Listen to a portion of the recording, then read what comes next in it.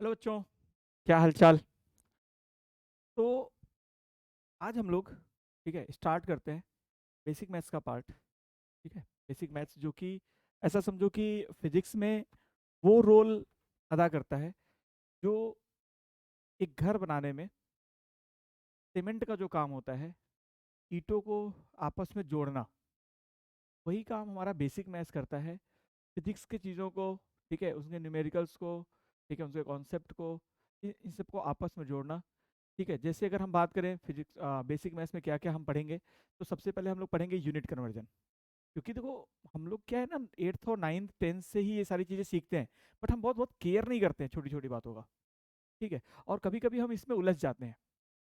और बहुत सारे ऐसे वीक बच्चे हैं, ऐसे एवरेज बच्चे हैं जो ये सब नहीं कर पाते हैं, और वो किसी से पूछ भी नहीं पाते कि यार इसको मैं पूछूंगा तो लोग बुरा मान जाएंगे, या लगेगा कि यार ये जेई का तैयारी कर रहा है, नीट का तैयारी कर रहा है और इसको ये तक नहीं आता।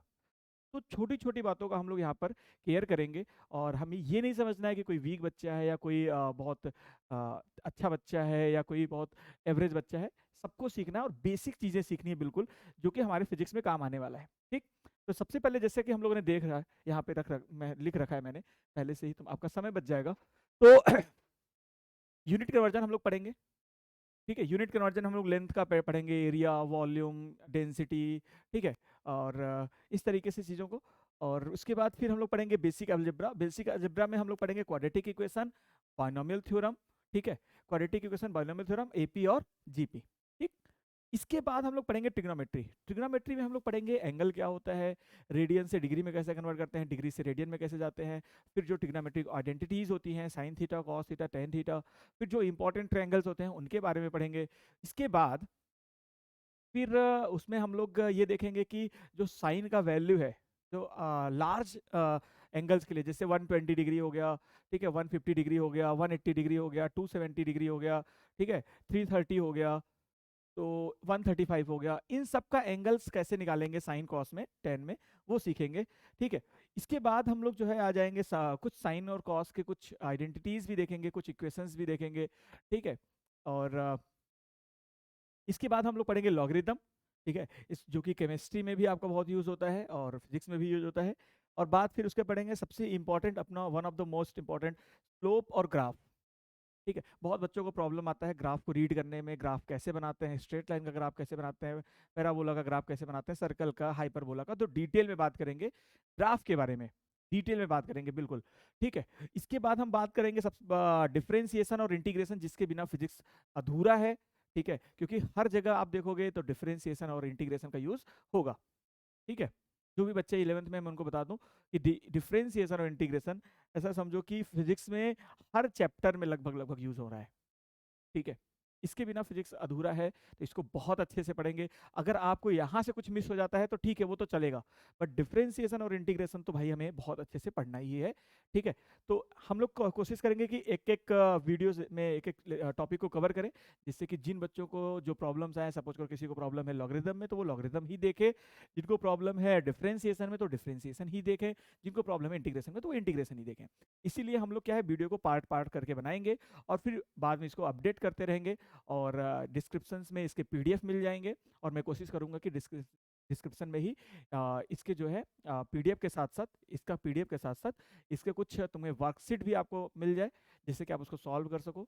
और कोशिश मैं यही करूंगा कि ज़्यादा से ज़्यादा बच्चे जो है वो फ्री में यहाँ से एजुकेशन ले पाए, और बिल्कुल मैं कोशिश करूंगा कि जो भी कंटेंट अच्छा से अच्छा हो सकता है वो मैं प्रोवाइड करने की बिल्कुल कोशिश करूंगा यहाँ पे।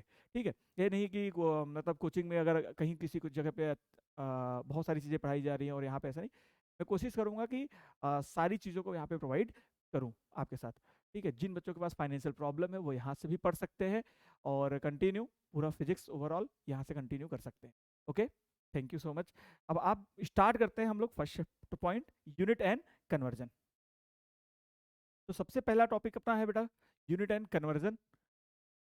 तो यूनिट एंड कन्वर्जन में अगर हम लोग देखें तो सबसे पहले हम लोग पढ़ेंगे लेंथ के बारे में। ठीक है, लेंथ के कन्वर्जन, यूनिट कन्वर्जन बहुत इंपॉर्टेंट टॉपिक है, तो सबसे पहले हम लोग लिखेंगे लेंथ के कन्वर्जन के बारे में। लेंथ के कन्वर्जन से पहले आप लोग पहले एक बार इसको नोट कर लेंगे कि मीटर से सेंटीमीटर में चेंज करना है, मीटर से मिलीमीटर में चेंज करना है, मीटर से माइक्रोमीटर में चेंज करना है, इसको हम लोग सेंटीमीटर बोलते हैं, माइक्रोमीटर बोलते हैं, सॉरी सेंटीमीटर बोलते हैं, इसको मिलीमीटर बोलते हैं, इसको माइक्रोमीटर बोलते हैं, इसको नैनोमीटर बोलते हैं, इसको एंगस्ट्रॉम बोलते हैं, ठीक है, इसको पिकोमीटर बोलते हैं और इसको फर्मीमीटर बोलते हैं।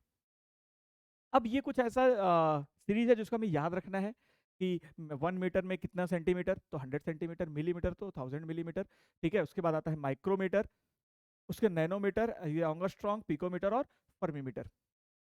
अगर इसी का उल्टा तुमसे बोल दे, जैसे मान लो तुमसे पूछ दे यार बताओ 1 सेंटीमीटर में कितना मीटर, तो 1 सेंटीमीटर में बेटा 1 सेंटीमीटर में अगर पूछ दिया तो क्या करोगे, 100 को इस तरफ लेके जाओ, तो ये क्या हो जाएगा, 100 को इस तरफ ले जाओगे तो 1/100 मीटर, और इसको हम लोग क्या बोल सकते हैं, 10⁻⁻2 मीटर। सर बहुत छोटी छोटी बात बता रहे हो, बिल्कुल बेटा, ठीक है। हर एक छोटी छोटी बातों का यहाँ पे डिस्कशन होगा, ठीक है, डिटेल में डिस्कशन होगा। इसके बाद अगर हम बात करें, जैसे मान लो 1 मिलीमीटर की बात कर दे, 1 मिलीमीटर की बात कर दे, तो इसको हम लोग लिख देंगे 10⁻³ मीटर। देखो इसको इधर ले जाओ, इसको इधर ले जाओ, तो ये हो जाएगा 10⁻³ मीटर, ठीक। अब इसमें से कुछ भी पूछ दे, जैसे मान लो पूछ दिया 1 माइक्रोमीटर, तो माइक्रोमीटर में बेटा कितना हो जाएगा, 10⁻6 मीटर। नैनोमीटर में क्या हो जाएगा बेटा, देखो नैनोमीटर में तो 9 को उधर ले जाओगे तो 10⁻⁹ मीटर, ठीक है। इसी तरीके से मान लो नैनोमीटर हो गया, ठीक।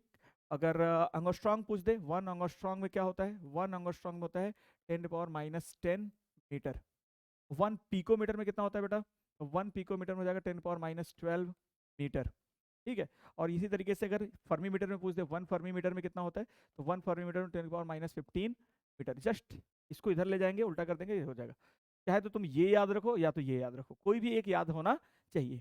अब तुमसे कुछ भी पूछ दे, तुमसे कुछ भी पूछ दे कि मान लो मिलीमीटर से सेंटीमीटर में कन्वर्ट करना है, मिलीमीटर से सेंटीमीटर में कन्वर्ट करना है, तो क्या लिखेंगे बताओ। अगर हमें मिलीमीटर से सेंटीमीटर में कन्वर्ट करना है तो कैसे, क्या तरीका होना चाहिए, ये सब एक बार मैं सिखा रहा हूँ, ये सबके लिए वैलिड है। तुमको मिलीमीटर से माइक्रोमीटर में चेंज करना है, नैनोमीटर से माइक्रोमीटर में चेंज करना है, कहीं पे भी कोई चेंज करना है आराम से बिल्कुल कर सकते हो। तो सबसे पहले सबको मीटर में चेंज करो। जैसे मान लो हमें चाहिए 1 millimetre is equal to 10⁻³ metre, और 1 centimetre is equal to 10⁻² metre. अब मुझे मिलीमीटर से सेंटीमीटर में चेंज करना है, मैंने ऐसे लिख लिया और दोनों को डिवाइड कर दिया। जब दोनों को डिवाइड करोगे तो देखो यहाँ क्या आ जाएगा, 1 millimetre upon 1 centimetre is equal to, इसको डिवाइड करोगे तो बचेगा 10⁻⁻1, और इसको इधर ले जाओ क्योंकि मीटर से मीटर कट जाएगा, इसको इधर ले जाओ तो 1 millimetre is equal to 10⁻⁻1 centimetre. ये कन्वर्जन हो गया। अब अगर इसी तरीके से तुम्हें कोई भी कन्वर्जन बोलते कि नैनोमीटर को पिकोमीटर में चेंज करो, तो तुम्हें पता है कि अगर नैनोमीटर को पिकोमीटर में चेंज करना है तो कैसे करेंगे। नैनोमीटर को अगर पिकोमीटर में चेंज करना है तो 1 nanometre is equal to 10⁻⁹ metre, और 1 picometre is equal to 10⁻12 metre, और दोनों को डिवाइड कर दो। जब दोनों को डिवाइड करो तो मीटर से मीटर कट जाएगा, ठीक है। और इसको सॉल्व करोगे तो 1 नैनोमीटर ये 10⁻³ बचेगा, और ऊपर जाएगा तो 10⁻+3 हो जाएगा, तो 10⁻+3, ठीक है, पिकोमीटर। इसको इधर ले जाओगे तो ये हो जाएगा। तो अगर हमें कोई इसमें ये सब याद है, ठीक है, 1 मीटर का याद है या ये याद है, तो हम किसी को भी किसी में कन्वर्ट कर सकते हैं इस तरीके से, ठीक है। अब हम इसके बाद बात करते हैं बेटा एरिया की, इसके बाद हम बात करेंगे एरिया की। तो एरिया में क्या होगा, देखो अब बहुत लोग कंफ्यूज हो जाते हैं, सर 1 मीटर स्क्वायर में 100 सेंटीमीटर स्क्वायर लिख देते हैं। बहुत लोग ऐसा करते हैं कि सर 1 मीटर में 100 सेंटीमीटर होता है तो 1 मीटर स्क्वायर में 100 सेंटीमीटर स्क्वायर हो जाएगा। गलत हो जाएगा बेटा। अब इसको कैसे कन्वर्ट करेंगे, तो इसको कन्वर्ट करने के लिए क्या करेंगे, देखो 1 मीटर स्क्वायर का मतलब होता है बेटा 1 मीटर इंटू 1 मीटर। अब इसको चेंज करो सेंटीमीटर में, तो ये हो जाएगा 100 सेंटीमीटर, और ये हो जाएगा 100 सेंटीमीटर। अब देखो ये 100 और ये 100, तो ये हो जाएगा 10⁴ सेंटीमीटर, और सेंटीमीटर क्या हो जाएगा, सेंटीमीटर स्क्वायर। तो ये हो गया 1 metre square is equal to 10⁴ centimetre square. इसी तरीके से अगर मीटर को mm में चेंज करना है तो यही काम यहाँ भी करेंगे। हमें 1 मीटर स्क्वायर को हम लिख सकते हैं 1 मीटर इंटू 1 मीटर, 1 मीटर। अब फिर पहले मीटर को चेंज करो, फिर इसको चेंज करो, तो इसको मिलीमीटर में चेंज करोगे तो क्या हो जाएगा 10⁻³ मिलीमीटर, और इसको चेंज करोगे तो क्या हो जाएगा 10⁻³ मिलीमीटर। ठीक है, 10⁻³ मिलीमीटर। अब दोनों को मल्टीप्लाई कर दोगे तो 10⁻6 मिलीमीटर का स्क्वायर, मिलीमीटर का स्क्वायर। हमें एरिया की यूनिट को ऐसे चेंज करना होता है। हम लोग क्या करते हैं कि सर 1 मीटर में 10⁻³ मतलब मिलीमीटर होता है, तो सर 1 मीटर स्क्वायर में 10⁻³ मिलीमीटर स्क्वायर हो जाएगा। ऐसा थोड़ी है यार, ऐसा नहीं है। और जो टेक्निक हम लोगों ने यहाँ पे देखा वही टेक्निक वॉल्यूम में भी होगा। अब वॉल्यूम में क्या होगा, मीटर क्यूब को हम लोग लिखेंगे, मीटर क्यूब को हम लोग लिखेंगे, 1 मीटर क्यूब को लिखेंगे metre into metre into metre. अब यहां पर हम लोग अगर इसको सेंटीमीटर में चेंज करना चाहते हैं तो 1 metre cube is equal to, इसको सेंटीमीटर में चेंज कर लो तो ये हो जाएगा 100 सेंटीमीटर, ये भी हो जाएगा 100 सेंटीमीटर, और ये भी हो जाएगा 100 सेंटीमीटर। तो दो अगर सबको ऐड कर ले तो ये हो जाएगा 10⁻6 सेंटीमीटर क्यूब। तो 1 metre cube is equal to 10⁻6 centimetre cube. यहाँ पे क्या था 10⁻4, यहाँ पे क्या था 10⁻6। ठीक, इसी तरीके से इसको कर लेंगे। 1 metre is equal to 1 metre cube is equal to 1 millimetre, 1 millimetre, 10⁻3 10⁻3 10⁻3, तो 10⁻3 10⁻3 10⁻3 तो 10⁻9 हो जाएगा। तो 10⁻9 मिलीमीटर क्यूब हो जाएगा। ठीक है, ये आ गया 10⁻3 10⁻9 मिलीमीटर क्यूब। ठीक, तो इस तरीके से हम इसको यूनिट कन्वर्जन को देखेंगे। ये वॉल्यूम का हो गया। ठीक है, वॉल्यूम देखो कुछ स्पेलिंग्स में मिस्टेक होगा, उसको केयर नहीं करना है क्योंकि मेरा इंग्लिश बहुत वीक है यार। ठीक, अब देखो यहाँ पर जो मेन इंपॉर्टेंट है अपना वॉल्यूम में, वो वॉल्यूम में है कि सर मीटर क्यूब को लीटर में कैसे चेंज करें, ये वाला इंपॉर्टेंट पार्ट है। मीटर क्यूब को लीटर में कैसे चेंज करें। तो मीटर क्यूब को लीटर में चेंज करने के लिए बेटा ऐसे समझो, कैसे याद रखेंगे, याद रखने का तरीका ये है कि 1 मीटर क्यूब को ऐसे समझो, 1 मीटर क्यूब है तो 1 मीटर इधर, 1 मीटर इधर और 1 मीटर ऊपर। जैसे अपने घर में जो टैंक होता है तो 1 मीटर लेंथ, 1 मीटर का लंबाई होता है, 1 मीटर का चौड़ाई होता है और 1 मीटर का ऊंचाई होता है। ठीक है, तो 1 मीटर लंबाई, 1 मीटर चौड़ाई और 1 मीटर ऊंचाई, तो वो जो टैंक बनेगा उस टैंक में कितना, ऐसे समझो कितना पानी आएगा, उसमें आएगा 1000 लीटर पानी आएगा। कितना आएगा 1 मीटर, सोचो वो कितना होता है 1 मीटर लेंथ, ठीक है, 1 मीटर ब्रेथ और 1 मीटर हाइट, जो भी टैंक बनेगा उस टैंक में आएगा 1000 लीटर। तो ये बन जाएगा 1 metre cube is equal to, याद रखना है 1000 लीटर, ये होता है। ठीक है, अगर हम इसको मीटर क्यूब को सेंटीमीटर में चेंज कर दें तो यहाँ पे 1 सेंटीमीटर ये आ जाएगा। अगर मीटर क्यूब को सेंटीमीटर में चेंज कर दें और लीटर को, एक चीज यहाँ पे और ध्यान रखना है कि 1 litre is equal to 1 litre, 1 litre is equal to 1000 ml होता है। 1 litre is equal to 1000 ml होता है। अब अगर हम लीटर को ml में चेंज कर दें और मीटर क्यूब को सेंटीमीटर में चेंज कर दें तो हमारे पास आ जाएगा 1 centimetre cube is equal to 1 ml, 1 ml। ये आसान है। 1 सेंटीमीटर क्यूब बेटा 1 सेंटीमीटर लंबाई, 1 सेंटीमीटर चौड़ाई और 1 सेंटीमीटर ऊंचाई। 1 सेंटीमीटर का लेंथ होगा, 1 सेंटीमीटर का ब्रेथ होगा और 1 सेंटीमीटर का हाइट होगा। तो अगर एक छोटा सा कोई ऐसा कोई छोटा सा बहुत वेसल्स ले लें, कोई छोटा सा बर्तन ले लें जिसका लंबाई 1 मीटर हो, लेंथ 1 मीटर हो, ब्रेथ 1 मीटर हो और हाइट 1 मीटर हो, तो उसका जो वॉल्यूम होगा वो वॉल्यूम होगा 1 ml के बराबर। ठीक है, तो या तो हम इसको कन्वर्ट कर लें कि 1 मीटर क्यूब में कितना सेंटीमीटर क्यूब, तो 1 मीटर क्यूब में कितना सेंटीमीटर क्यूब होगा 100 100 100 10⁻6।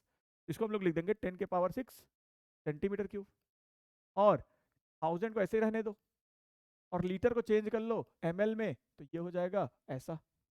और ये 10⁻6 ये 10⁻6 कट गया, तो क्या आ गया 1 centimetre cube is equal to 1 ml, 1 ml। ठीक है, यहां से आ जाएगा। इसके बाद ये तो हो गया वॉल्यूम की बात। ठीक है, वॉल्यूम में हमने क्या सीखा, मीटर क्यूब को सेंटीमीटर क्यूब में, मीटर क्यूब को मिलीमीटर क्यूब में, फिर 1 मीटर क्यूब को लीटर में चेंज करना सीखा, लीटर को ml में चेंज करना सीखा और फिर सेंटीमीटर क्यूब को ml में चेंज करना सीखा। ओके, अब हम बात करते हैं मास की।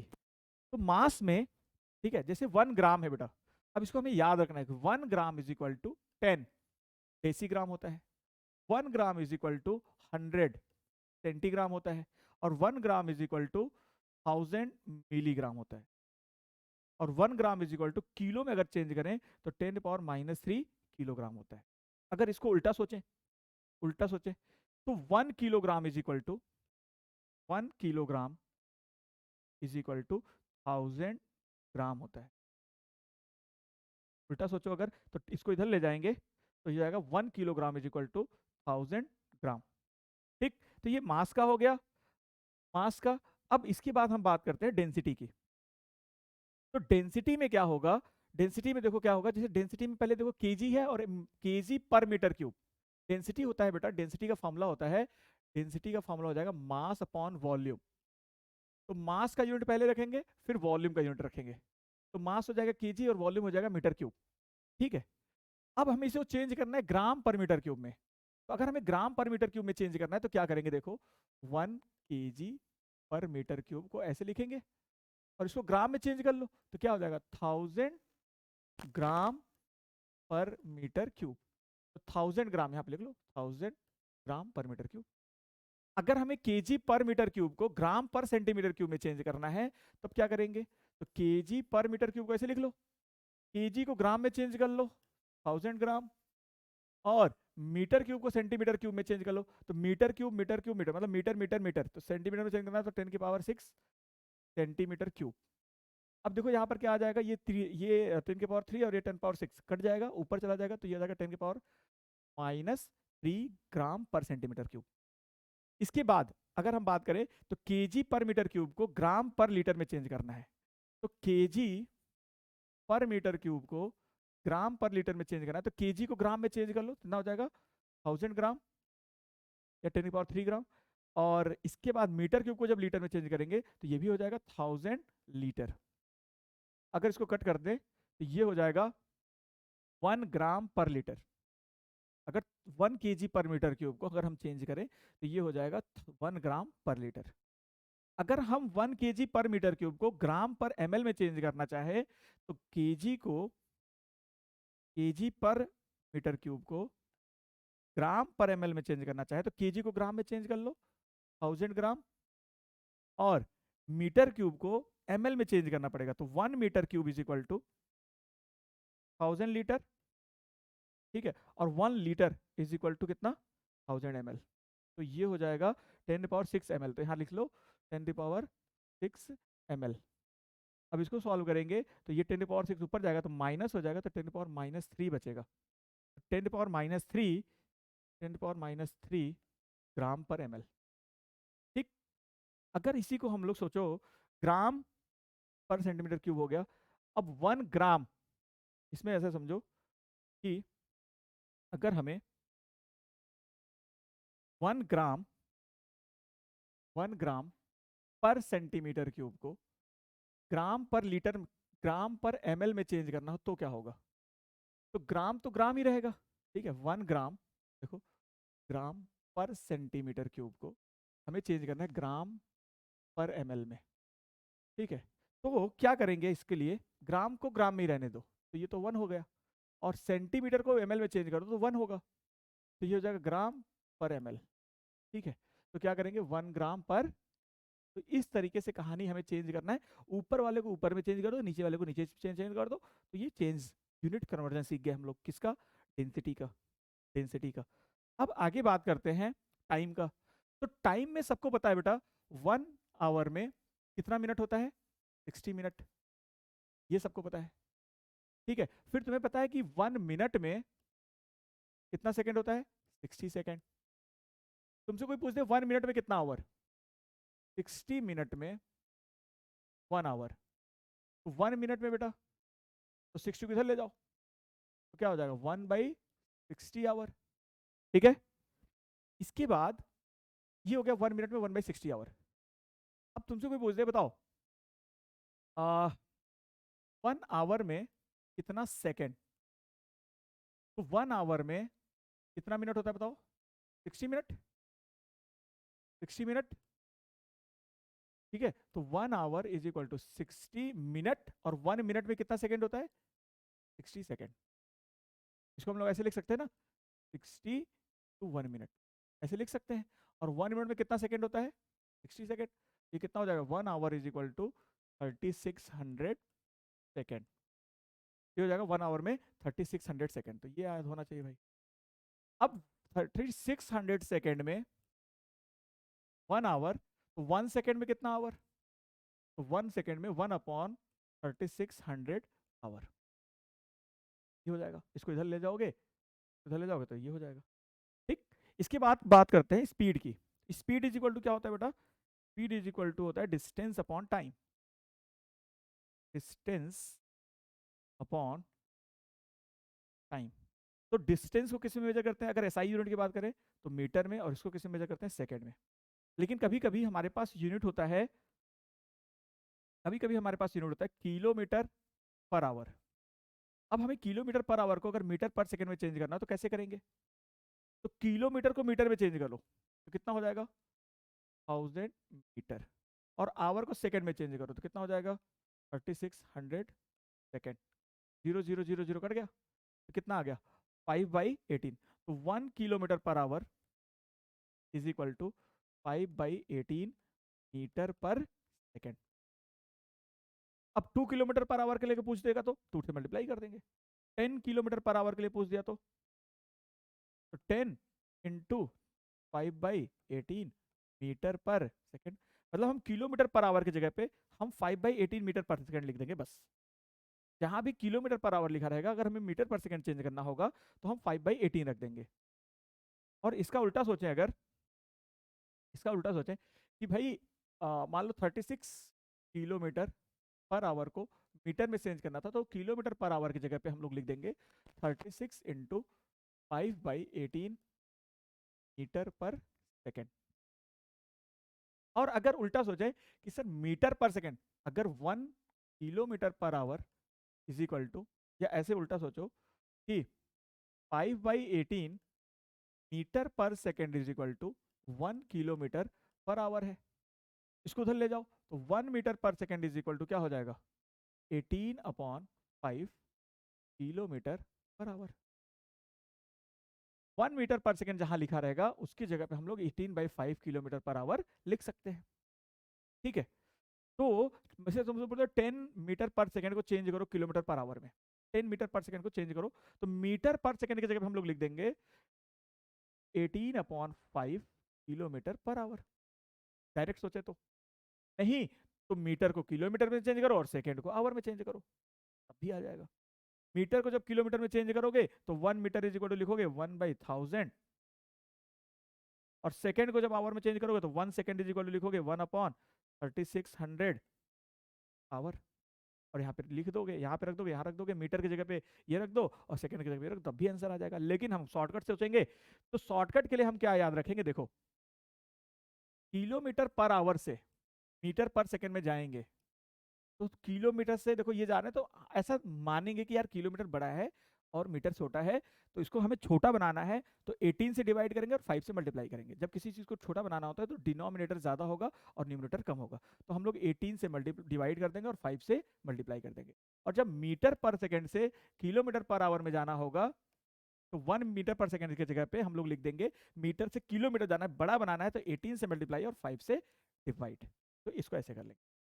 ठीक, तो ये स्पीड का कन्वर्जन हो जाएगा। मेनली यही कन्वर्जन आते हैं तो यूज में, तो ज्यादा से ज्यादा यही आते हैं, तो यही सीख रहे हैं। बाद में लास्ट में हम देखेंगे प्रेशर। तो प्रेशर क्या होता है बेटा, प्रेशर होता है force upon area, force upon area. और फोर्स का यूनिट क्या होता है बोलो, न्यूटन। और इसका यूनिट क्या होता है बोलो, मीटर स्क्वायर। अगर एसआई यूनिट की बात करें तो न्यूटन पर मीटर स्क्वायर, तो 1 newton per metre square is equal to, इसको हम लोग बोलते हैं 1 पास्कल, पास्कल। ठीक है, तो ये कुछ यूनिट्स हैं जो प्रेशर में याद रखोगे, और नहीं भी अगर याद होता है तो जो हम ये चैप्टर पढ़ते हैं प्रेशर वाला, जैसे फ्लूइड हो गया, फ्लूइड, तो उसमें हम लोग इसको फिर से एक बार सीख लेंगे। ठीक, तो अभी एक बार सीख लेते हैं, याद करने की कोशिश करते हैं, अगर याद हो जाता है तो अच्छी बात है, नहीं तो हम लोग वहां पे फिर से सीखेंगे। क्या कि अगर प्रेशर की बात करें तो होता है फोर्स अपॉन एरिया, फोर्स का यूनिट होता है न्यूटन और एरिया का यूनिट होता है मीटर स्क्वायर। ठीक है, और अगर हम बात करें 1 newton metre square is equal to, अब कुछ इसके यूनिट्स हैं जो याद रखने हैं, 1 पास्कल, इसको पास्कल भी बोला जाता है। ठीक है, पास्कल भी बोला जाता है, ये न्यूटन पर मीटर स्क्वायर को पास्कल भी बोलते हैं। ठीक, अब बात करते हैं कि अगर कभी कभी सर 1 एटीएम देता है, 1 एटमॉस्फेरिक प्रेशर बोलते हैं, एटमॉस्फेरिक प्रेशर एटीएम बोलते हैं उसको, ठीक है। तो 1 एटीएम इज इक्वल टू कितना होता है, तो 1 एटीएम इज इक्वल टू होता है 1.01 इंटू 10⁵ पास्कल, पास्कल मतलब न्यूटन पर मीटर स्क्वायर। फिर 1 एटीएम इज इक्वल टू होता है 1.01 बार, तो अगर इनको देखें एक साथ कर ले तो 1 बार इज इक्वल टू हो जाएगा 10⁵ पास्कल, ठीक है। और ये कुछ ऐसे यूनिट्स हैं जो हमें याद रखने हैं अभी के लिए, और जब हम फ्लूइड डायनामिक्स पढ़ेंगे तो इसका मतलब भी समझेंगे